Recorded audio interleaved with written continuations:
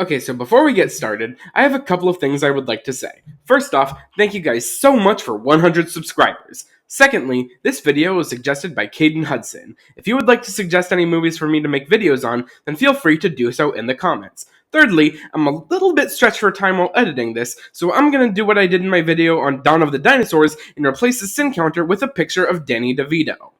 Click below to watch the original Sins video.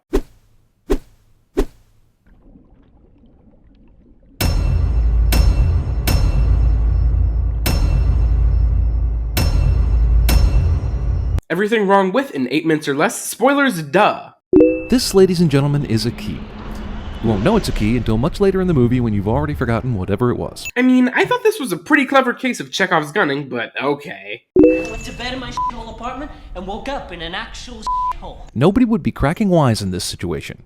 What is he, Matthew Broderick? I feel like it's pretty standard for someone in a bad situation like this to try to break the tension with a joke. What they do, man, they kidnap you and drug you. Before you know it, you're lying in a bathtub and your kidneys are on eBay. This dude looks so much like Ezra Miller to me that it was actively distracting. And if you thought that Miss Sin was bullshit, then let me just remind you that the sin counter is Danny DeVito, so it does not matter. What would happen if Adam and Lawrence never figured out how to get the tape player? I guess they just eventually die of starvation, but how long would Jigsaw have waited to get up from the floor and say, well, this is awkward. It played out much better in my head when I planned it. This sin is basically just Jeremy going, what if this thing that didn't happen and we have no reason to believe would happen, happened? How did he know they wouldn't throw the tape in the tub on accident, or somewhere else out of reach?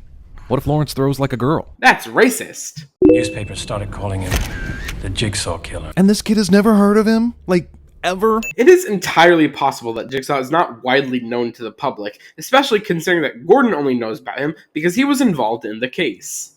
Technically speaking, he's not really a murderer. He never killed anyone. No. Yeah, he's a murderer. By law. In like every state and every civilized country. And probably even Idaho. Even Idaho? Now we both know that's a fucking stretch, buddy. This pen light has no discernible markings.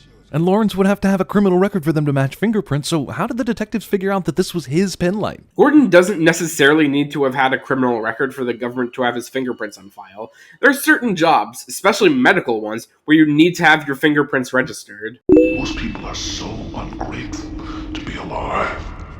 But not you. Not anymore. Ah, I see. He's just trying to help.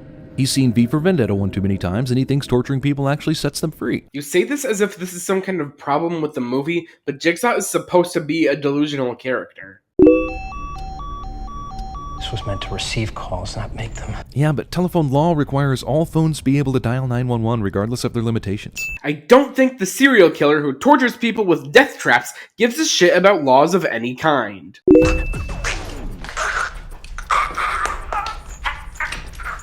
Someone in the comments of the original video pointed out that it kind of sounds like there's a beat dropping in this clip. Here, let me play it again. Do you hear it? So I went back and checked to see if this was in the actual movie, and it was. And I've not been able to stop thinking about it since. He's a tall black guy. He's got a scar around his neck. So when Lawrence told you about the tall black cop who got his throat cut, you didn't make any connection? Did you just assume that because Tap is black, Gordon felt the need to mention that while telling his story? That's sexist. Also, I feel like I should probably mention that I tried to save that audio file as sexist.mp3, but at first I misspelled it as Sexit, which sounds like either another word for pullout or some very strange version of Brexit. Can I just not buy this for a second? Like, the whole reason why Lawrence is here is because he's supposedly cheating on his wife. However, Lawrence and Carla have not begun the affair yet.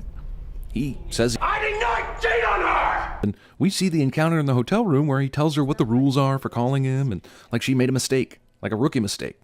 What's wrong, Dr. Gordon? She even refers to him as Dr. Gordon instead of, his first name. These people have not started a real affair yet. Well then let me ask you this, Jeremy. It was implied that Gordon revealed his affair to the cops as an alibi, which ended up exonerating him, suggesting that the affair had been going on long before the night Adam followed him. However, you seem to be suggesting that that night was the first time, and if that's the case, then what do you think Gordon's alibi was? What was it? Granted, if I'm right, then that means Gordon was straight up lying in this moment. I did not cheat on her! When he had absolutely no reason to do so, because Adam had already called him out. But I don't have an explanation for that, so I'm just gonna give it a Miss Sin and move on. Also, didn't he sort of miss the best action by choosing to fake die facing the kid instead of the doctor? I mean, he likes to watch victims, right?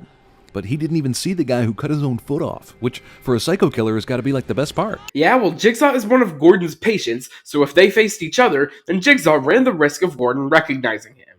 Also, there were 2 hacksaws, which implies that they were both supposed to cut their legs off. Key to that chain is in the bathtub. Oh, so the key was never going to be found anyway. How sporting of Jigsaw. How did he decide that Adam was the biggest piece of in the room? I mean, he practically drowns the guy, Adam's death allows Lawrence to live, and Jigsaw teases him at the end with a key that he can never retrieve.